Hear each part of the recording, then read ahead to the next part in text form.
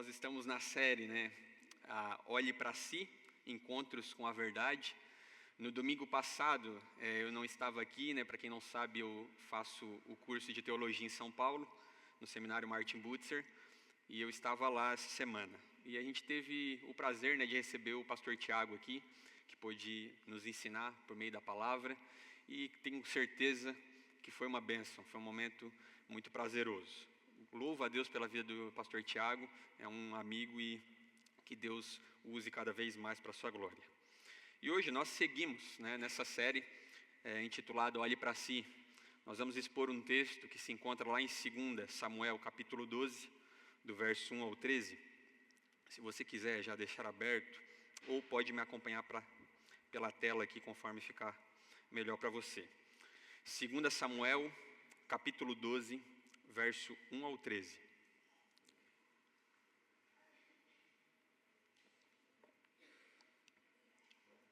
O título da mensagem de hoje, irmãos, é Eu Sou o Homem, um encontro com o espelho de Deus.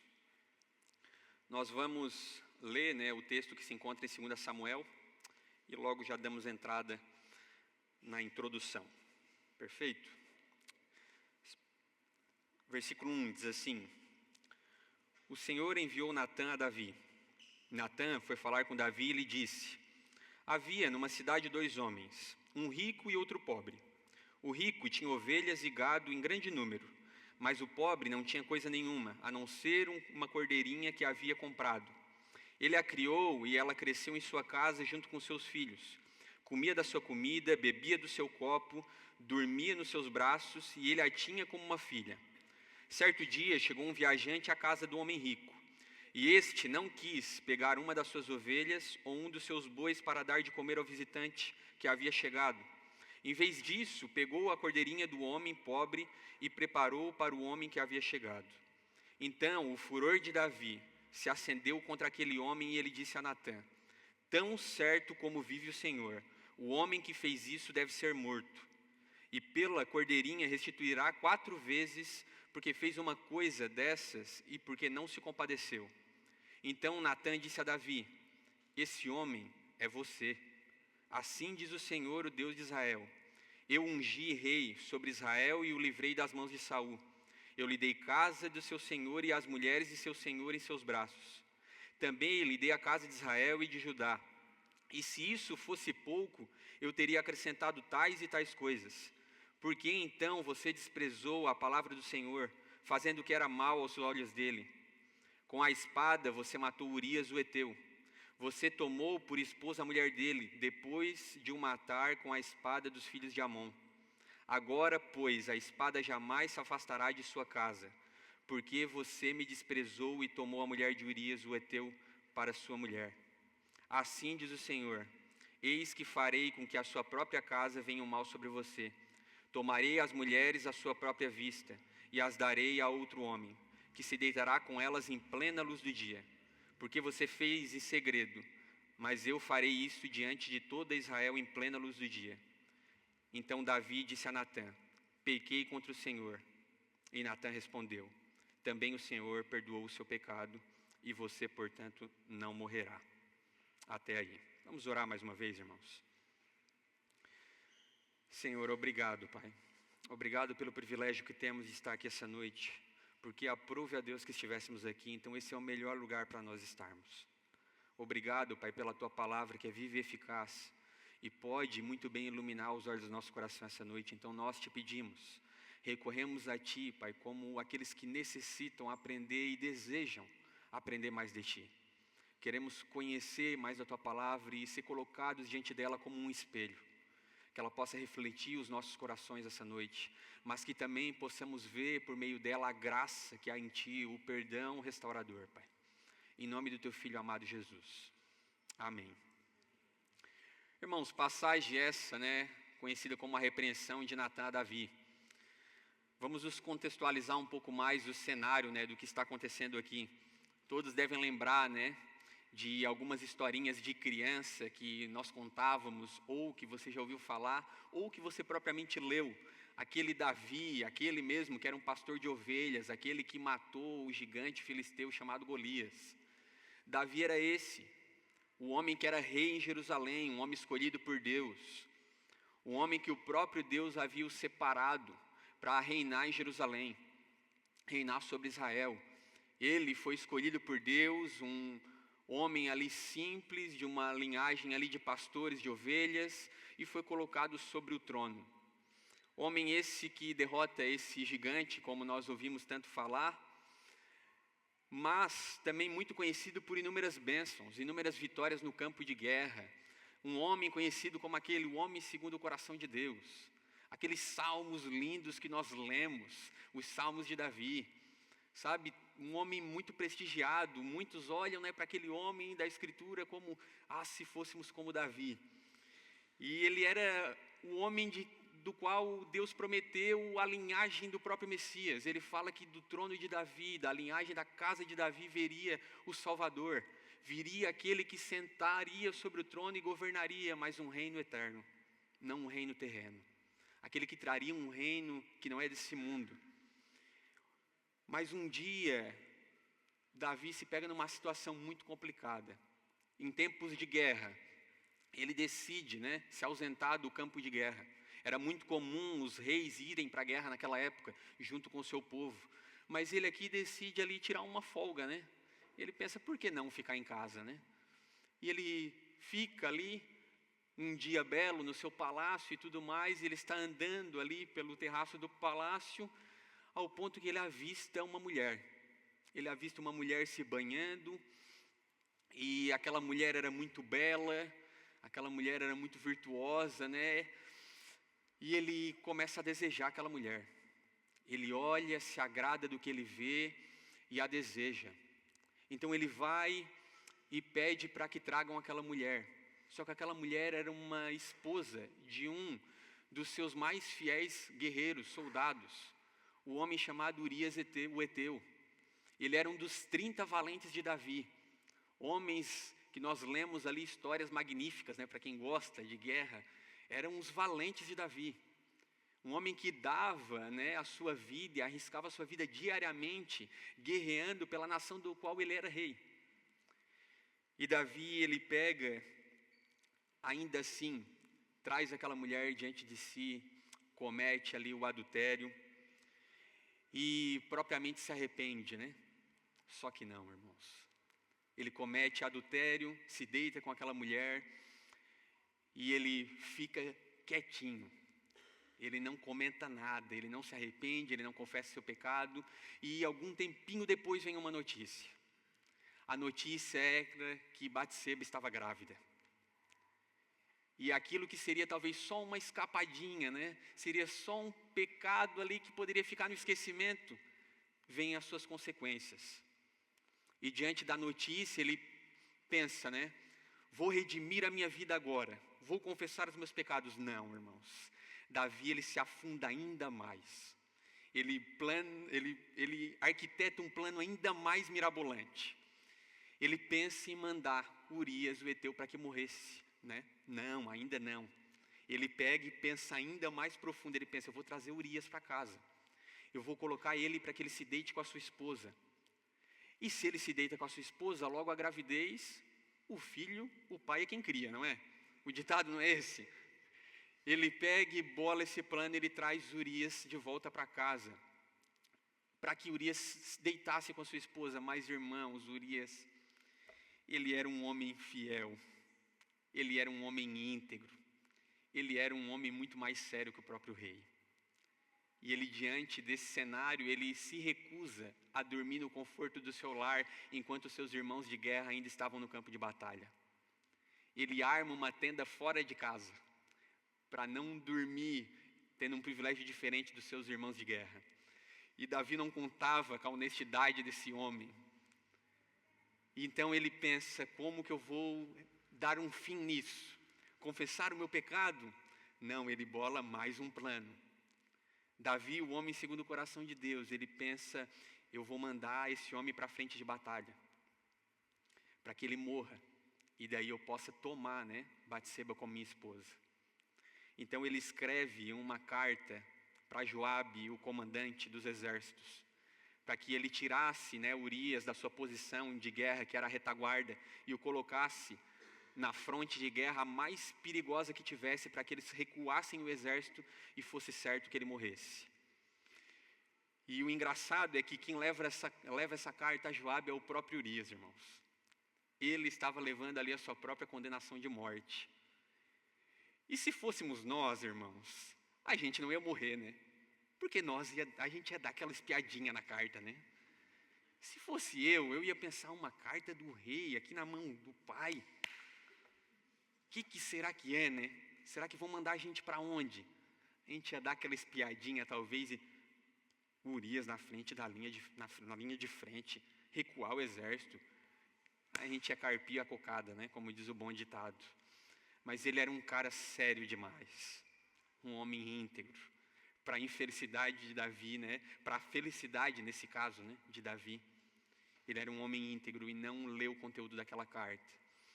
E Urias é colocado na linha de frente, irmãos. Morre em batalha. Aí, né, Davi estava aí supostamente, né, livre para tomar a Batseba como sua esposa, e é isso que ele faz. E Davi, ele não confessa o seu pecado. Ele se cala diante de um adultério e diante de um assassinato premeditado.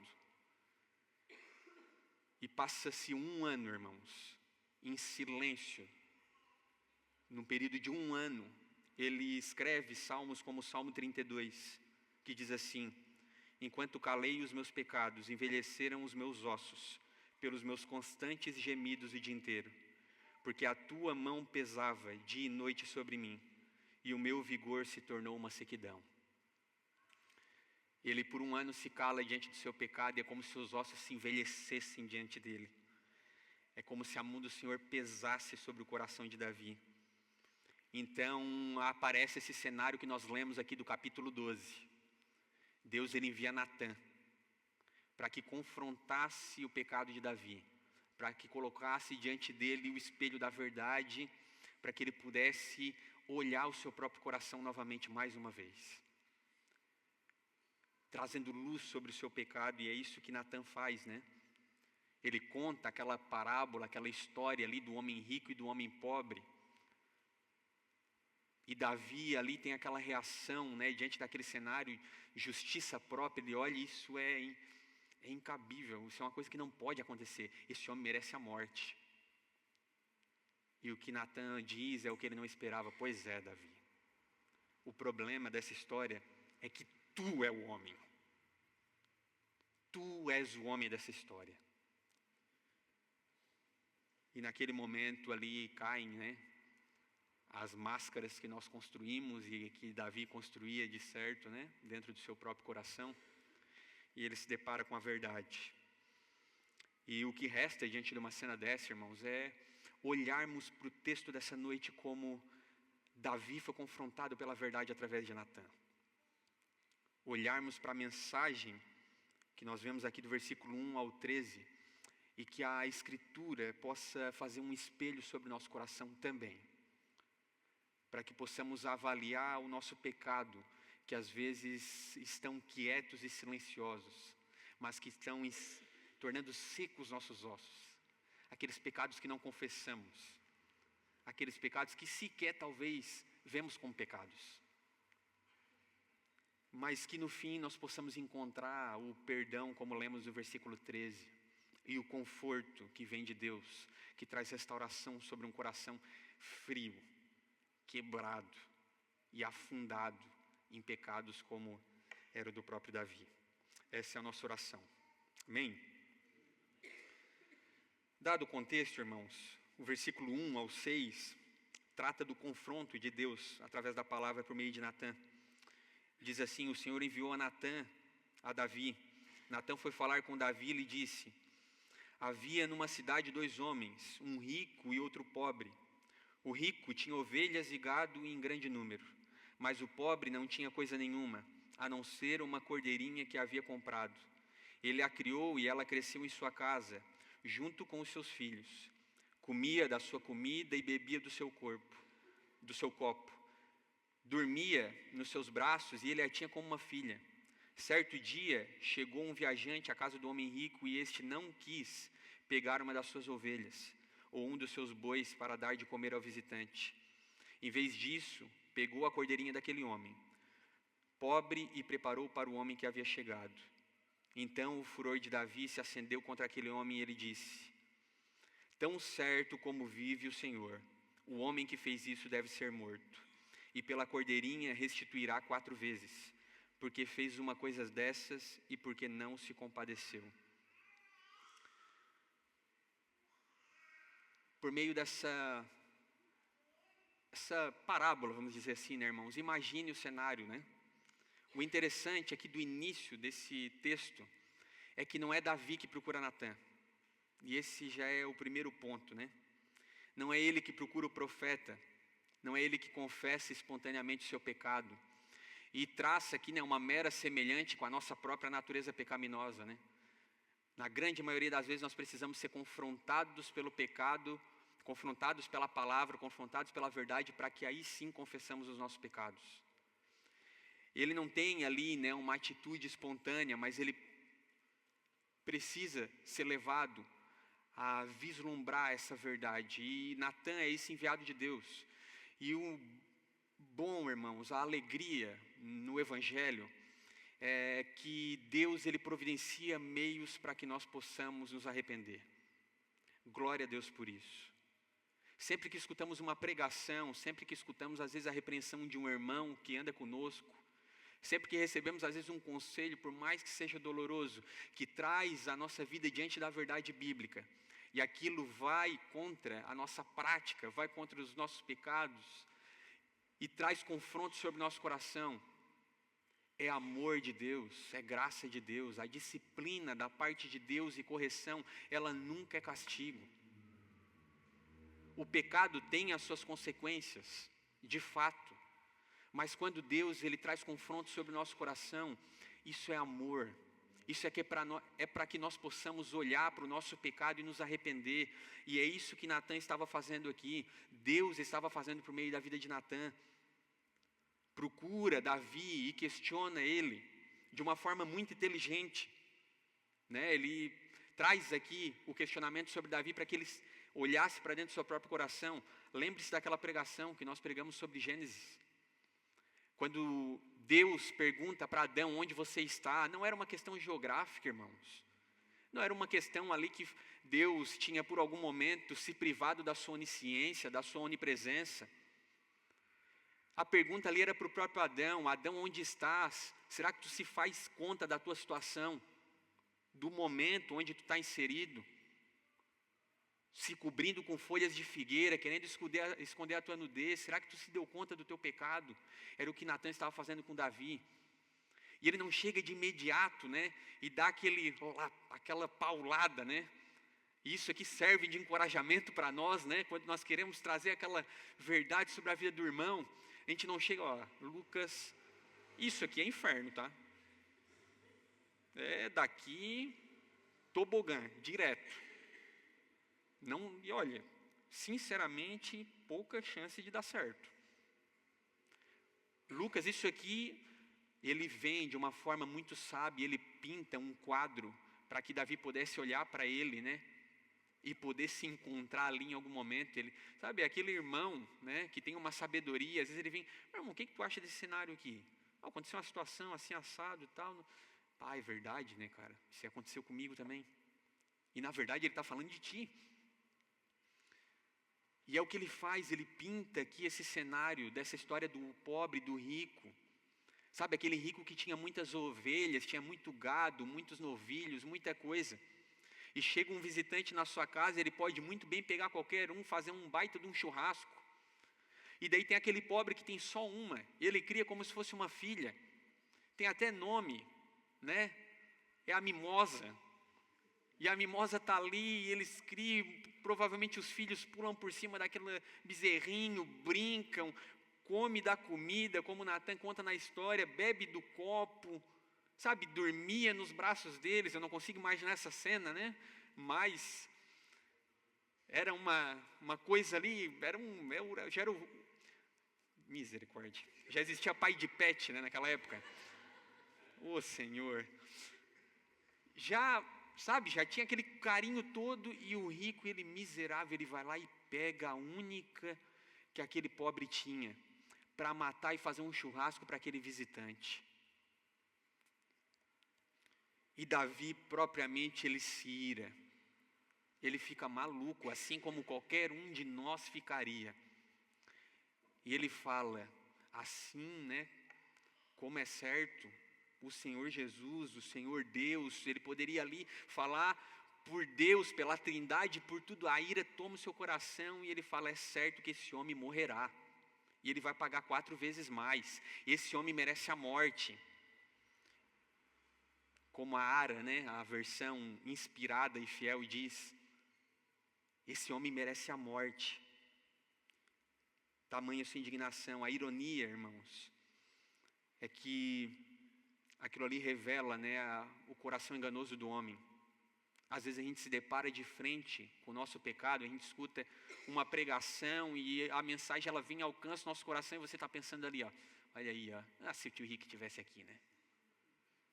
Hoje ele faltou, se ele tivesse vindo, essa palavra era para ele, ó. E sei que o pastor está falando, isso aí o bicho ia sofrer aqui. E a palavra está ali falando com o nosso próprio coração. Ela está ali lidando com os nossos próprios pecados. Ela está ali como um espelho diante de nós. E nós não conseguimos sequer olhar para a nossa própria realidade. E precisa Deus enviar um profeta para que pinte um quadro na nossa frente, para que aí sim possamos conseguir nos identificar naquela história. A realidade, como falamos em outras pregações passadas aqui, é que nós somos rápidos a observar os pecados dos outros, mas tardios a reconhecer os nossos.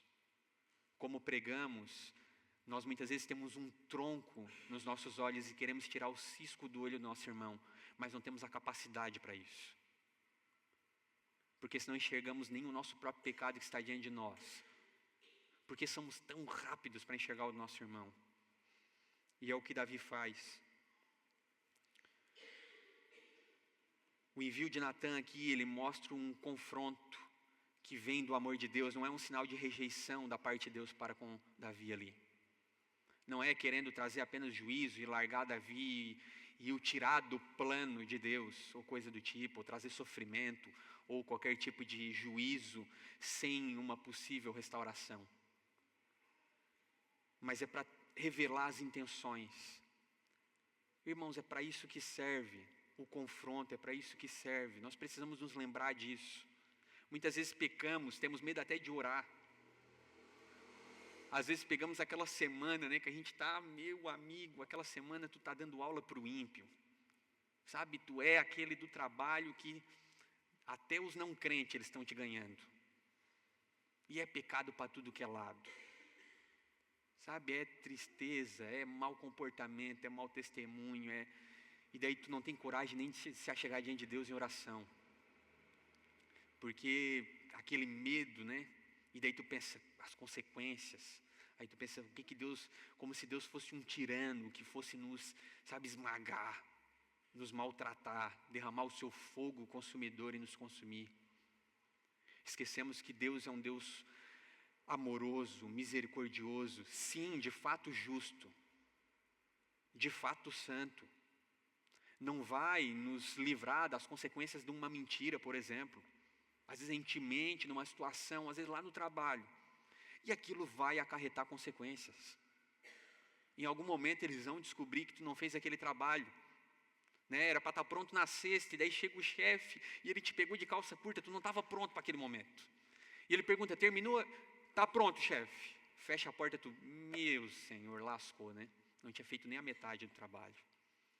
Vai ter consequência. Ele vai descobrir que tu não fez e provavelmente você vai receber algum tipo de punição. Deus, de fato, Ele não vai nos livrar da consequência dessa mentirinha, mas Ele nos livra da consequência eterna, da morte eterna. Ele nos perdoa dos nossos pecados.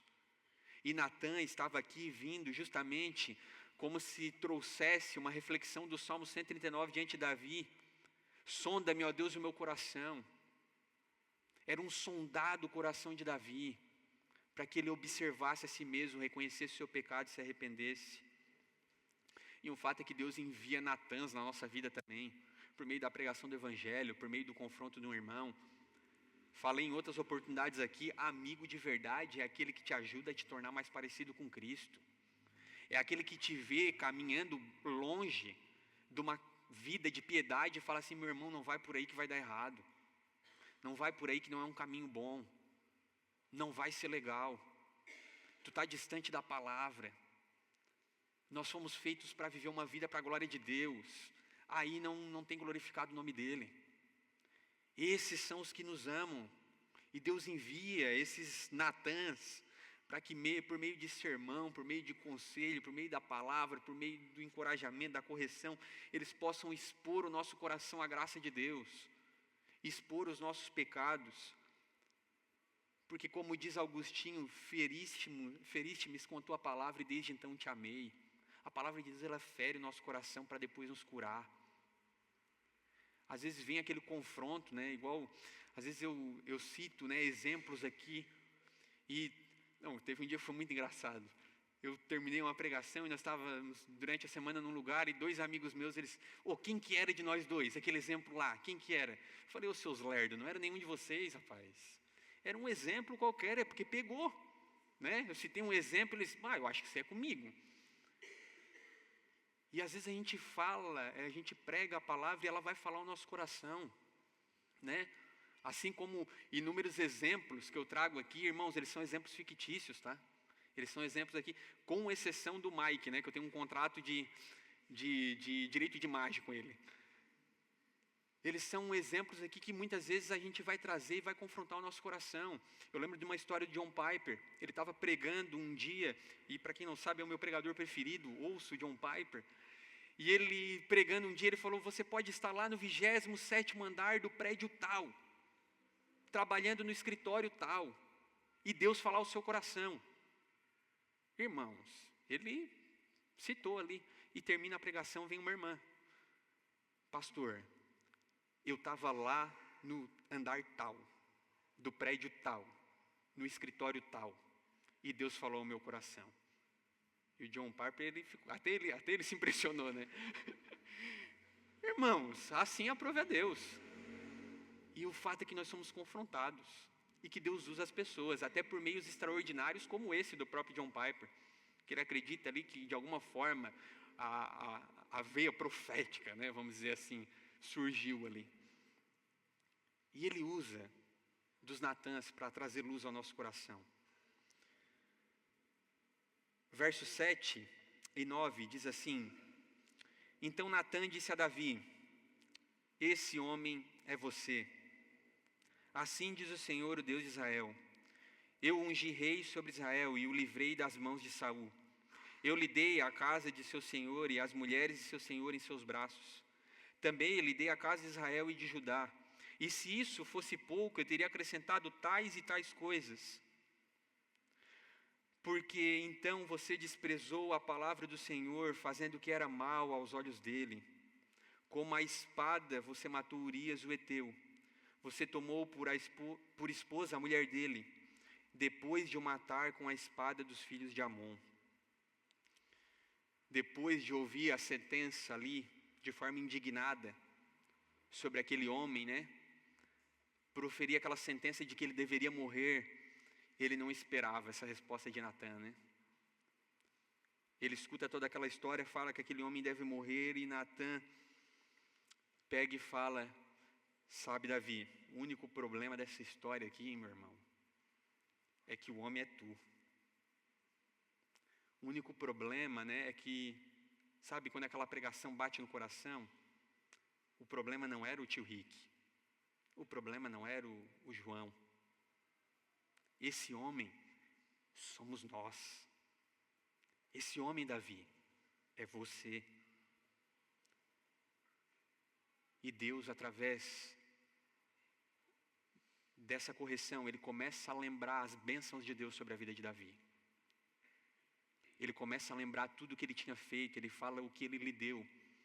Por meio de Natã, ele começa a lembrar que ele o fez rei, que ele lhe deu a casa que ele mora, que ele deu o reino, que ele deu a mulher, tudo que ele havia dado, ele traz à lembrança todas as bênçãos, e Davi é lembrado por um homem de muitas bênçãos.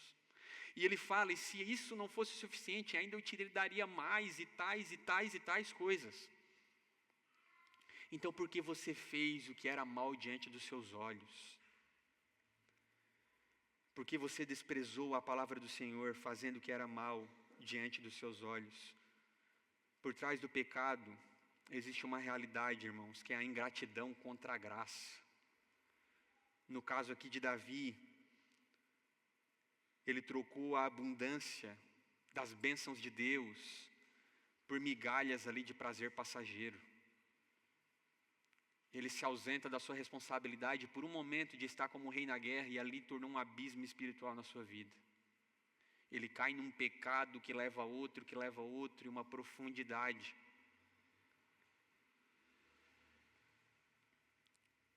Pecar, nós temos que ter em mente, é como se nós nos esquecêssemos de tudo que Jesus Cristo fez por nós. Toda vida que pecamos deliberadamente, não nos arrependemos, assim como o próprio Davi, não confessamos o nosso pecado e lidamos ali, flertamos com o pecado, como muitos de nós fazemos, irmãos, como todos nós, em vários momentos da nossa vida fazemos.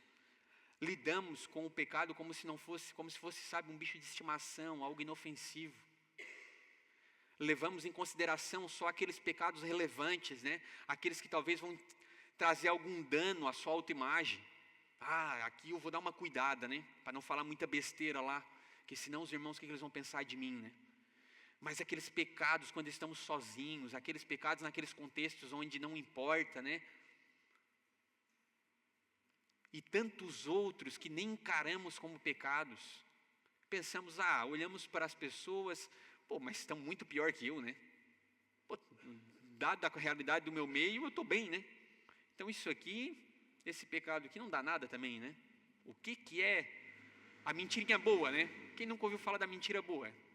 Sabe, mas é uma mentirinha boa, Ela beneficiou. Tantos pecados, irmãos, que às vezes levamos eles no cotidiano flertando como se não fossem nada. E levam a uma frieza do nosso coração. Levam a um estado de sequidão interior, como esse de Davi, que ele fala que sentia como se os seus ossos estivessem secos pelos seus gemidos diários. Isso aqui nos ensina que toda vez que cedemos ao pecado, estamos dizendo no nosso coração que Deus não é o suficiente. É como se Deus não fosse o suficiente para suprir o coração de Davi, as suas bênçãos não tinham sido suficientes, o palácio, as riquezas, o templo, a adoração, ele precisava de algo mais. Ele precisava encher o seu coração com algo mais, ele precisava daquela bela mulher, por mais que ela fosse casada. E muitas vezes é o que fazemos, ignoramos tudo que Cristo tem feito por nós, esquecemos a cruz, esquecemos o dia que Ele nos tirou daquela vida sem sentido, sem propósito. Irmãos, se você conhece a Cristo, se Ele te chamou, se em algum dia você foi regenerado, a sua vida não foi mais a mesma. A sua vida, ela não foi mais a mesma. Você vivia um ciclo de como quem bebia água do mar e cada vez tinha mais sede. Cada vez tinha mais sede, era insaciável o vazio do nosso coração. E então, Deus nos muda, nos transforma e preenche o nosso coração. E volta os nossos olhos para Ele dizendo, em mim vocês são completos, em mim vocês têm satisfação. O prazer está em Deus, uma vida de contentamento. Uma vida de alegria, de satisfação, mesmo em meio às dificuldades.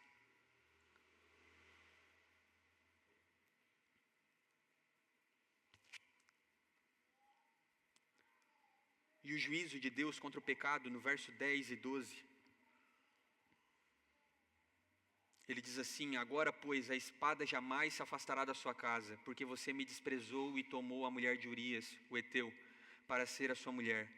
Assim diz o Senhor, eis que farei com que de sua própria casa venha o mal sobre você. Tomarei as suas mulheres à sua própria vista, e as darei a outro homem, que se deitará com elas em plena luz do dia. Porque você fez em segredo, mas eu farei isso diante de todo Israel em plena luz do dia. Irmãos, nós podemos conhecer por meio do livro de Samuel os desdobramentos dessa história. E de fato, as consequências vieram sobre a casa de Davi. Infelizmente, os atos de Davi e de um homem que era o rei e tinha responsabilidade sobre uma nação, as consequências não foi só sobre ele, mas foi sobre toda a sua casa, o seu povo. E Deus o disciplina, mas não o livra dessas consequências que viriam por causa do seu pecado. Ele comete algo muito sério, que teve desdobramentos muito sérios. Ele fala ali primeiro, sobre a espada se levantaria dentro da própria casa de Davi. Ele fala depois sobre o mal se levantaria de dentro da sua própria família. E depois ele fala que seria diante de todo Israel.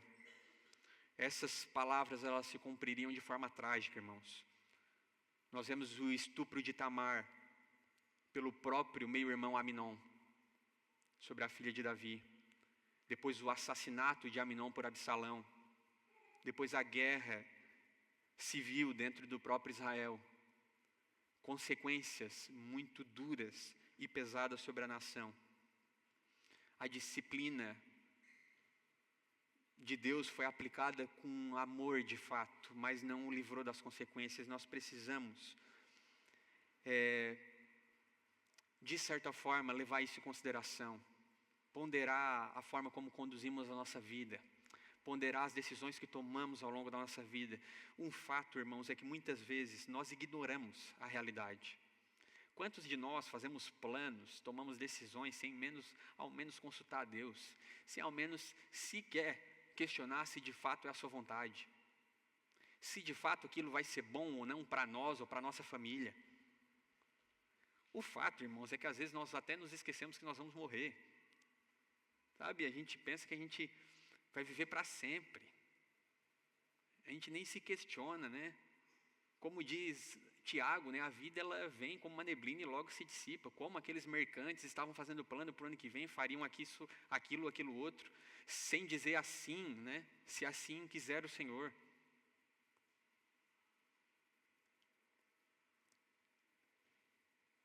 Fazemos tantas coisas, não levamos em consideração e abraçamos nesses planos autônomos da nossa parte tantos pecados e não levamos em consideração as consequências. E muitas vezes a nossa família paga por escolhas como estas, Quantas famílias destruídas. Imagina um cenário como esse, irmãos. Imagina um cenário como esse, o rei vai lá, toma uma mulher de um homem casado, se deita com ela, ela engravida, manda matar o cara. Imagina tantos cenários, muitas vezes de adultério como esse, que nós vemos que destroem famílias. Tantos pecados, que às vezes trazem consequências terríveis. Que nós possamos entender que, de fato, a justiça de Deus, ela é pedagógica. Ela nos ensina. Nós olhamos para a vida de Davi aqui e vemos, de fato, a graça de Deus que traz arrependimento sobre ele. Mas, de fato, tudo aqueles desdobramentos foram consequências do seu pecado. E, de alguma forma, aquilo deve nos ensinar também de uma forma pedagógica. Saber que as nossas escolhas, quando abraçamos o pecado, porque, irmãos, não é, nós escolhemos pecar. A gente deseja e a gente vai e faz.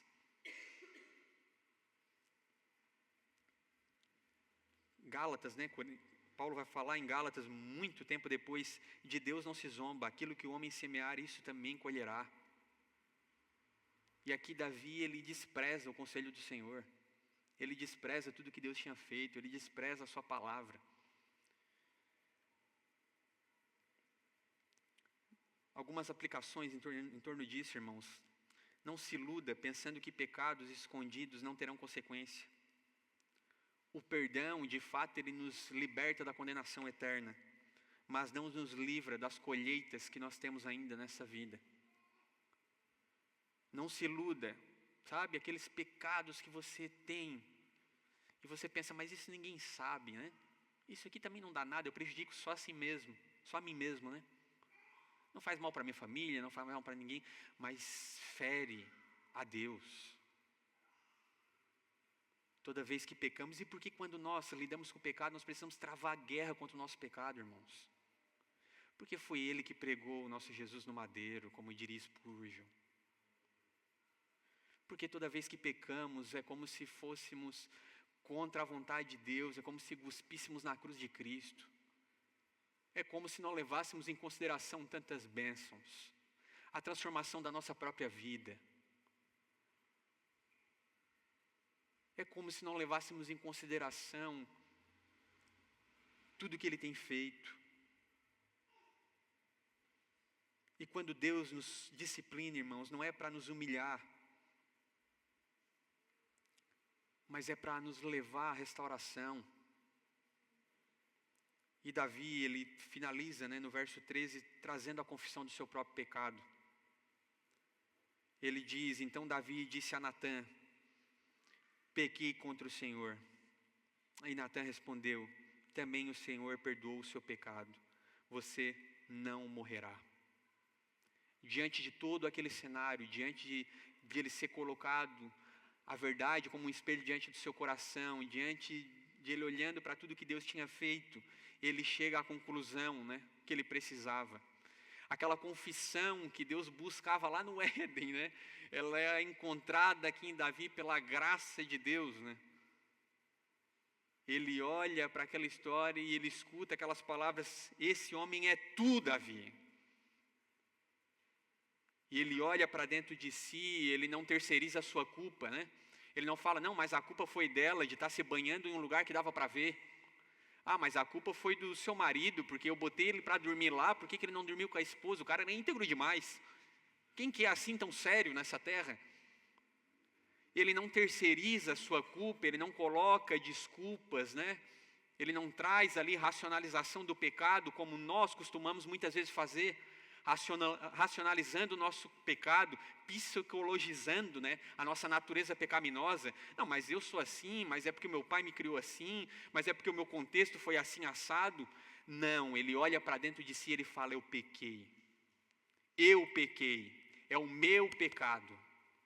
Eu pequei contra Deus e Deus somente, como nós lemos no Salmo de capítulo 54. Eu pequei contra ti, Deus.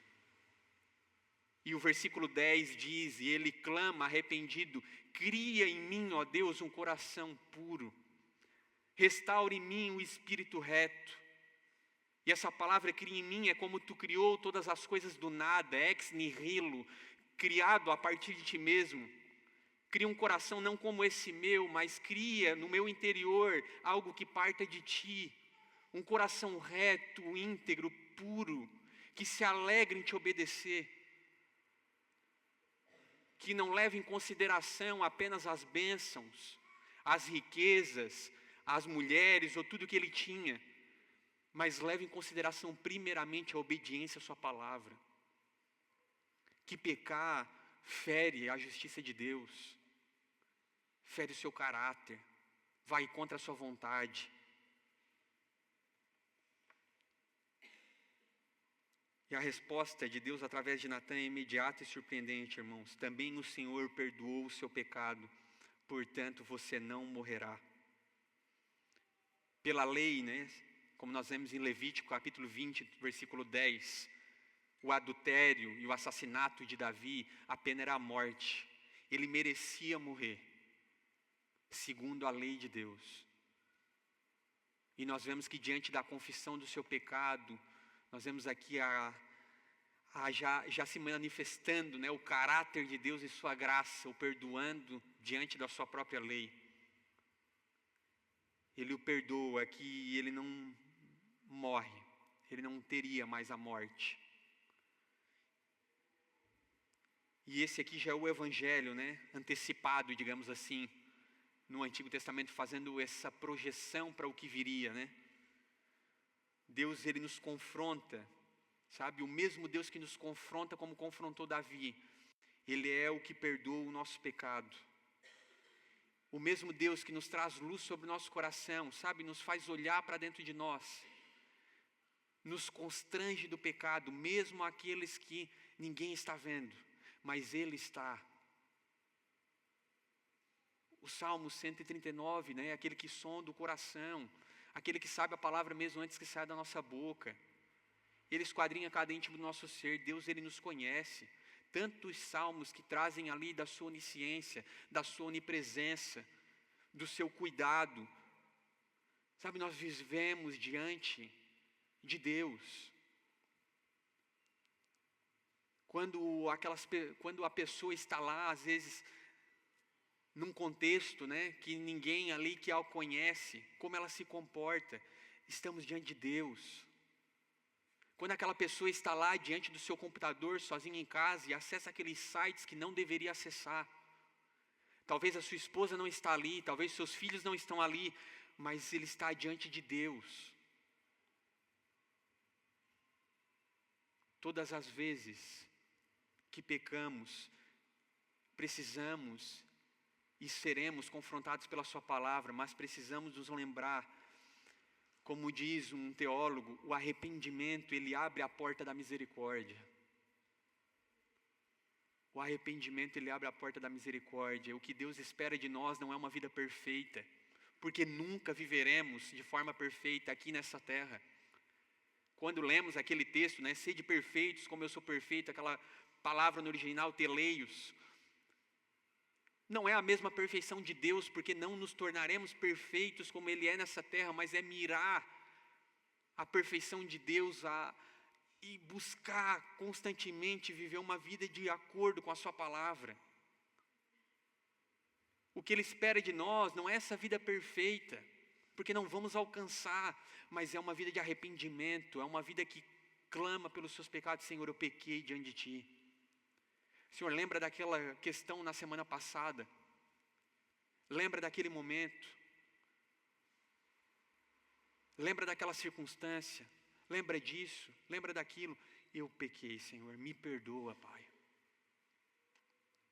Pela misericórdia que há em Ti, pela Tua bondade, pela Tua graça. Como o próprio Davi diz no Salmo, lava-me com isopo, então eu ficarei mais branco que a neve, eu ficarei purificado. Lava o meu coração. Sem Ti eu não consigo, e o próprio John Piper diz, a oração é isso. Orar é dizer a Deus que sem Ele nada podemos fazer. Isso é oração. Reconhecer que nós não somos nada sem Deus, que nós não temos condição de vencer os nossos pecados. Não é mero conjunto de regras que vai fazer você viver uma vida diante de Deus. Não adianta você entrar por aquela porta e eu te entregar um conjunto de regras, não faça isso, não faça aquilo, pare de fazer. Você não vai conseguir viver assim. Isso é os fardos pesados que os fariseus atavam sobre as pessoas e nem eles mesmos conseguiam cumprir aquelas vidas perfeitas. Mas é viver uma vida de arrependimento e oração diante de Deus, clamando, Senhor, o meu pecado é contra Ti, então perdoa os meus pecados, ajuda-me a viver uma vida de modo digno do Teu Evangelho, como Paulo fala aos Filipenses. Ajuda-me a viver uma vida digna, de maneira digna do Teu Evangelho. O Senhor sabe que eu sou fraco, o Senhor sabe que eu não consigo, Tu conheces os meus pecados. Então quando Tu usar o Natan, quando Tu usar o Lucas, quando Tu usar o João, quando Tu usar, sabe, cada um dos meus irmãos, ou a própria palavra no domingo, e ela confrontar o meu coração, Senhor, por favor, ilumina o meu coração. Traga luz sobre a minha mente, porque eu não quero viver apenas como um cristão de domingo à noite, eu não quero viver apenas como um fariseu, eu quero viver uma vida conforme o Senhor propôs para que eu pudesse viver. Então traga contrição, quebre esse meu coração de pedra, traz arrependimento sobre esse meu duro coração gelado. Se o Espírito Santo traz luz sobre os nossos pecados, não endureça o seu coração, mas clame para que Ele traga arrependimento e contrição, né? Porque Ele não resiste a um coração contrito. Ele se compadece de nós, Ele nos restaura. Em Cristo, ouvimos o que Davi ouviu: você não morrerá. Glória a Deus pela vida de Jesus Cristo, irmãos, porque por meio dele, nós herdamos todas as coisas em Cristo Jesus, e também o perdão dos nossos pecados recebemos por meio do seu sacrifício perfeito. Então o que Deus espera de nós é a confissão, porque nós já fomos lavados de todos os nossos pecados, e glória a Deus por isso. Não precisamos temer a condenação no dia de amanhã, não precisamos temer nem sequer a própria morte, porque pela graça de Deus e a vida de Jesus Cristo, paga por nós naquela cruz, Ele nos lavou de todo pecado.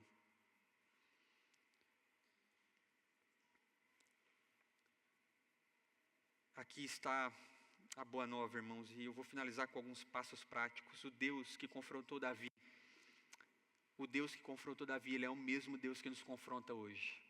Ele é o mesmo Deus que nos continua nos confrontando dia após dia, por meio da sua palavra. Não para nos humilhar, não para nos destruir, não para trazer algum tipo de peso,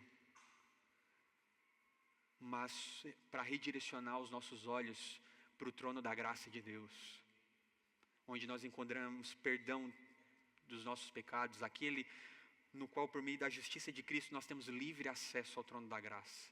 Podemos nos achegar em Ele oração, podemos nos arrepender, e Ele transforma quem nós somos. Depois nós vemos Davi, né? A vida de Davi não para ali. Ele continua vivendo uma vida e desfruta de vários momentos pela graça de Deus, de uma vida buscando viver segundo os mandamentos do próprio Deus. Examine-se diante do espelho da palavra. O primeiro passo prático. Depois eu vou mandar esses passos lá no grupo, tá, da igreja. Examine-se diante do espelho da palavra. Separe um tempo essa semana e ore como o salmista, como ele no Salmo 139, sonda-me, ó Deus, aquele que conhece o meu coração, os meus caminhos, sonda-me, mostra, traga luz sobre os meus pecados, traga luz sobre a minha vida. Leia a Escritura, recorra à palavra, não somente como uma fonte de informação, não só como uma fonte de conhecimento, mas crendo que ela é a palavra de Deus viva e eficaz, que é capaz de nos transformar de todo o pecado. Pratique a confissão. Não espere que o pecado escondido ele apodreça a sua alma. Não espere 1 ano, 2, 3, para que você veja, meu Deus, eu estou mais duro que uma rocha. Nem se fizer o fundinho musical na pregação, acho que eu sou capaz de chorar nos dias de hoje. Não espere você ficar apático. Confesse o seu pecado diante de Deus. Se você precisa de ajuda, confesse diante de um irmão maduro. Procure o seu pastor, procure a liderança, algum amigo.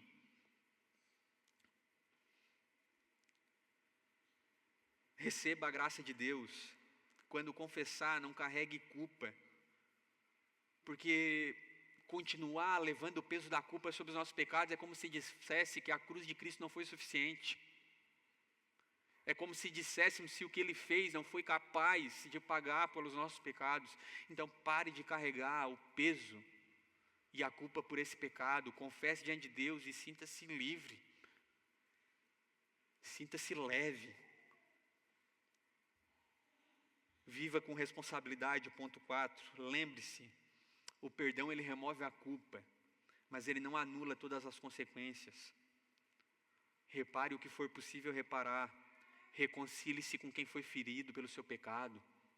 Peça perdão se necessário for. Decida, hoje, não viver conforme os padrões desse mundo, mas uma vida conforme a sua palavra. E o ponto 5. Seja um Natan na vida de alguém. Esse aqui é um exercício maravilhoso, né? O bom de saber que eu vou ser na vida de alguém é que alguém vai ser na minha, né? Então vai ser top demais. Seja o Natan na vida de alguém, irmãos. Ore para que Deus te use com amor. Abre um parêntese bem grande. Com amor, o mesmo amor que Natan tinha por Davi. Ele não era um desconhecido, irmãos. Ele não era qualquer maluco que chegou ali querendo humilhar e detonar o rei. Ele era amigo de Davi, conselheiro pessoal de Davi. Então seja o Natan na vida de alguém. Ore para que Deus te use com amor para confrontar o pecado de algum irmão, alguém que está indo por um caminho tortuoso. Ore para que você traga luz à vida dele, para que ele possa se arrepender dos seus pecados. Não com dureza, mas com ternura e coragem, porque exige coragem, sabe? Essa necessidade de aceitação que temos, nos se preocupa mais do que as pessoas vão achar, do que nós vamos falar, do que com o bem que possamos trazer para as suas vidas, por meio do confronto. Tão egoístas que somos, irmãos. Misericórdia, que Deus nos perdoe por isso também. O amor verdadeiro, assim como o de Deus, ele é pedagógico, ele fere muitas vezes para trazer uma cura. Então que nós possamos ser essas ferramentas da parte de Deus na vida dos nossos irmãos, ao longo dessa semana e ao longo dos anos ainda que virão. Que essa palavra, ela possa gerar fruto no nosso coração ao longo dessa semana. Que nós possamos meditar sobre ela. E que o poder do Espírito Santo, irmãos, possa nos trazer luz sobre o nosso coração. Amém?